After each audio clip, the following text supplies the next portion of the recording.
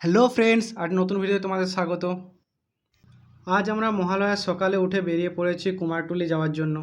প্রথমে আমরা কল্যাণী ঘোষপাড়া থেকে সীমান্ত লোকাল ধরে চলে আসি দমদম জাংশনে। সেখান থেকে মেট্রো ধরে চলে আসি শোভাবাজার মেট্রো স্টেশনে। শোভাবাজার স্টেশনের 1 নম্বর গেট দিয়ে বেরিয়ে অটো ধরে আমরা কুমারটুলিতে চলে আসি। মহালয়া উপলক্ষে কুমারটুলিতে এত লোকের ভিড় যে পা ফেলার জায়গা নেই। চারিদিকে ছোট বড় কত রকমের সুন্দর সুন্দর দুর্গামার প্রতিমা। এরই মধ্যে একটি মা দুর্গার প্রতিমা নিয়ে চলে যাচ্ছে কোনো এক পূজা কমিটি। এরপর আমরা হাঁটতে হাঁটতে চলে আসি কুমোরটুলির এক ভুতুড়ে বাড়িতে। সেখান থেকে আমরা কুমোরটুলির গঙ্গাঘাটে চলে আসি। এরপর আমরা হোস্টেলে ফিরে আসি এবং সন্ধ্যের সময় বেরিয়ে পড়ি কল্যাণীর ITI মোড়ে ঠাকুর দেখার জন্য।